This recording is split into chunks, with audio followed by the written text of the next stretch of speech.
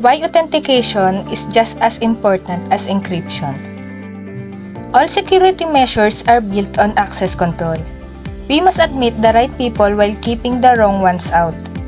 This is done by verifying or authenticating the identity of the person requesting access and then determining whether they are legally allowed to do so. Encryption uses a secret to transform meaningful data into what appears to be gibberish, which can also be used to reverse the process. And authentication is the process of convincing a gatekeeper that you are who you claim to be, usually by demonstrating a knowledge of a secret. Hashing is a form of encryption that a provider should and usually do to store these passwords.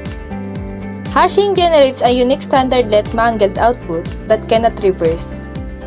Users often use the same password for different online accounts to reduce the number of things they must remember. It refers as password reuse, which means that once the hacker gets one of her passwords, they can use the same password to access all other accounts. There are several types of authentications. For purposes of user identity, users are frequently identified with the user ID, and authentication occurs when the user provides credentials, such as a password that matches their user ID. The technique of needing a user ID and a password is known as a single-factor authentication. In the past few years, companies have reinforced authentication by requiring extra authentication feature, such as a face scan or fingerprint. This is known as a two-factor authentication. Most people are not aware of the distinction between encryption and authentication passwords. They appear to work in the same way. Knowing a password allows you to interact with the data that it is designed to safeguard. The most common cause of data loss is password breaches. Password security is one of the most respectable methods of user authentication. Regardless, businesses continue to rely on it to protect their most sensitive company data.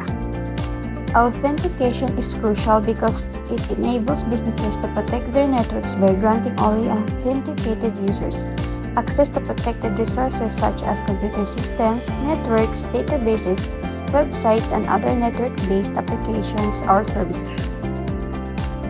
Authentication-based systems include a gatekeeper who grants access to a resource only when someone convinces it that they have the authorization to do so. Authentication allows companies to keep their network safe by allowing only authenticated users of processes access to their protected resources. This may include computer systems, networks, databases, web pages, and other network-based applications or services. Password theft and use by criminals. Passwords only matter if they are used to authenticate unauthorized persons, which is criminal. It raises questions about how criminals can obtain passwords.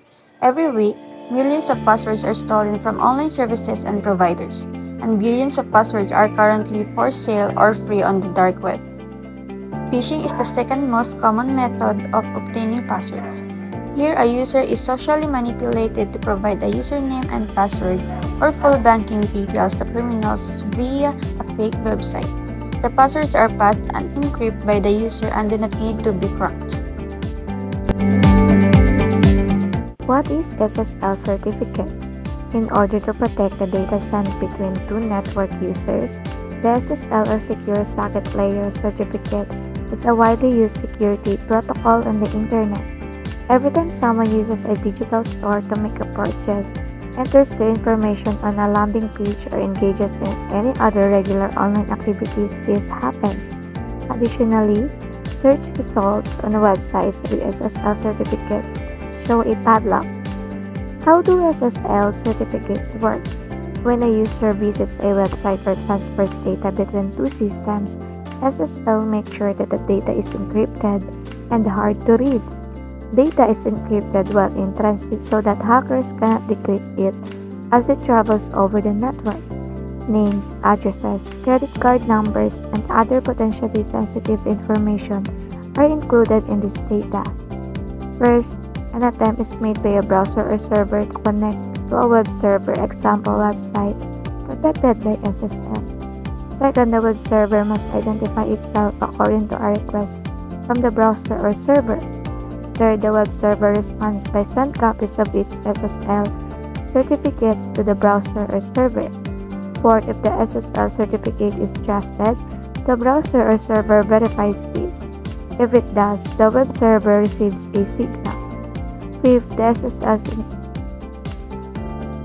SSL encrypted session is initiated by the web server by returning a digital sign acknowledgement. And for the last one, the browser or server that the web server exchange encrypted data.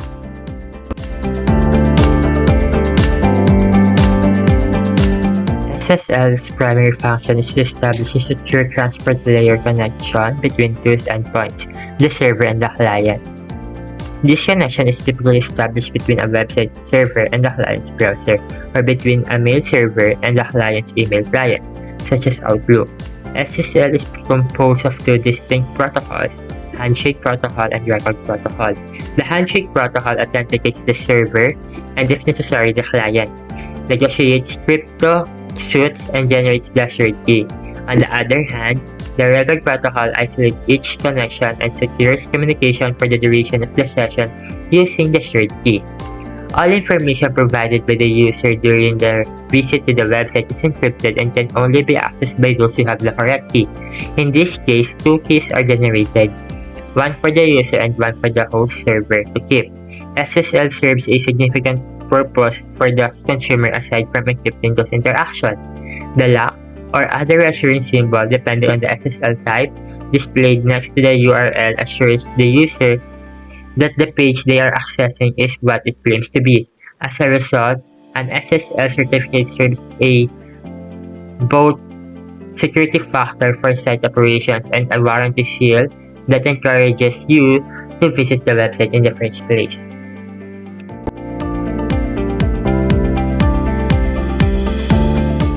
To answer the assessment question number 3, here are the details of the business organization we assume. It is a clothing business we name after our group. Full House Clothing is a small private business company that is owned by an entrepreneur which supports local clothing products to represent and promote the country's value and edge in the business world. For client details, we use Frost assessment on personality types of consumers. First, we have the assertive buyers. They are the ones who is always looking forward to the efficiency of products before they consume. Next, we have the amiable buyers. These people were establishing rapport rather than doing initial research, and they value personal talks and expect a longer sale process since they would ask for more information and suggestion. We have the expressive buyers. They are the ones who like to state an expression on a product before they acquire. They are not asking questions but tend to believe their own beliefs and experiences. Lastly, we have the analytic buyers. These people decide with discretion.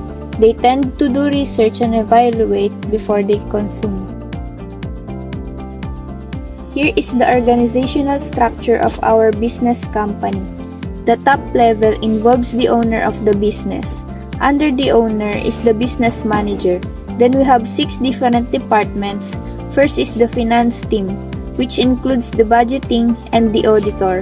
Next is the media marketing team, which includes the dealer and the client. Next is the technical department that includes the website manager and content creators and the research development team. Then we include the logistics to manage the transporting and packaging of products. Then we also have customer service to accommodate and answer queries of the consumers. Lastly, the general department to administrate, manage data, and the human resource. For the infrastructure, here are the platforms included. The stock room for product items and will also serve as the office quarter. A waybill printer for sold items, a DeskJet printer for printing of business-related documents and product designs such as etiquette tags and product information, and also desktop to work with. To further limit or enhance the level of testing necessary, A risk assessment may be carried out separately or integrated into the certification specification. A network component installation qualification or IQ is meant to make sure that what you ordered was fulfilled and it has been set up in accordance with the specifications and has been properly fastened.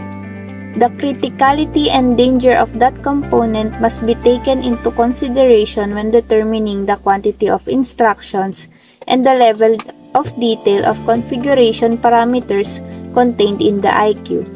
A network component's operational qualification or OQ is intended to make sure that it has been thoroughly tested under both favorable and unfavorable circumstances within its operational ranges. Types of products. For women's clothing, we have dresses, tops, pants, and blouses. For men's clothing, we have t-shirts, pants, and shorts. We also offer unisex clothing like oversized, printed, plain, or minimalist t-shirts. Lastly, for special occasions, we also offer the availability of family shirts, couple shirts, and coordinations. A product validation procedure may vary from business to business and from individual to individual. However, we ought to incorporate some of the following: identify our customer needs, knowledge of market dynamics, using actual customers to fit the product. These are the fundamentals on how we test the product and what equipment we use. These areas form the foundation of the method we employ, which has been refined through time to get the best results. The steps in our product validation process are as follows: customer's approval, learning the customer's preferences, needs, problems, and perspective with the product of our business to ensure the quality needs is addressed. Market analysis is a must to study the feedbacks and insights from our internet customers. Concept evaluation. This is the final process that all products must be tested before it is distributed to the market to prevent harming the customers and provide a better quality product. As a group of IT consultants, the illustration presented is how we assess the right level of validation for our business organization. Levels of validation. We have 6 levels of validation based on the process of our company process. Level 1, creation, workflows, and rules. Level 2, ideation. In this level is on creative process of generating new ideas through different techniques. Level 3, manufacturing process. In this level, we make sure that our clothing store standard of product and equipment are followed. Level 4, operational and support.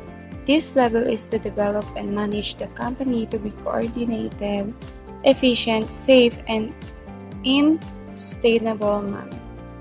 Level 5, financial data. To ensure transparency and independency of performing quantitative and qualitative assessment. Last one is solution and verification. That's all. Thank you for listening to our presentation.